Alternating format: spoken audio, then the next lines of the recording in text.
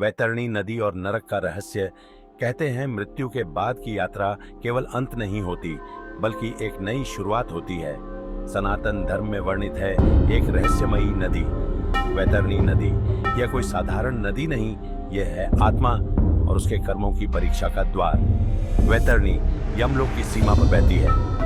इसे पार करना हर आत्मा के लिए आवश्यक होता है, लेकिन इसे पार करना इतना आसान नहीं होता।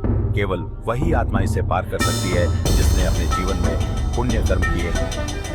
वैतरणी को पार करने की कठिनाई शास्त्रों में कहा गया है कि यह नदी कीचड़, खून और मलमूत्र से भरी होती है और इसमें भयानक जीव रहते हैं, मगरमच्छ, कच्छप और सर्प। पापी आत्मा को इसे अपने शरीर से पार करना पड़ता है।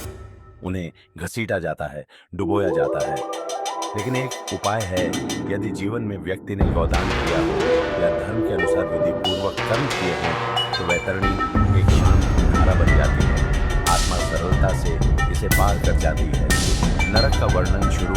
वैतरणी पार करने के बाद आत्मा पहुंचती है यमराज के दरबार में। वहां चित्रगुप्त आत्मा के जीवन भर के कर्मों का लेखा जोखा प्रस्तुत करते हैं। फिर आत्मा को भेजा जाता है नरक या स्वर्ग की ओर उसके कर्मों के अनुसार।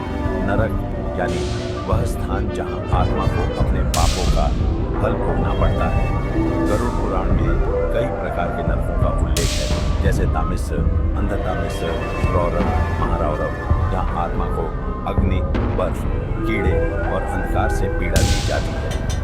नरक की यातनाएं।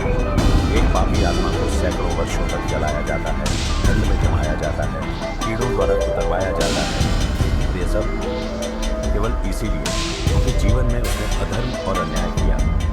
जब लोग आत्मा को खींचते हैं, उसे यातना देते हैं, फिर उसे उस नरक में छोड़ते हैं जो उसके पापों के अनुसार होता है।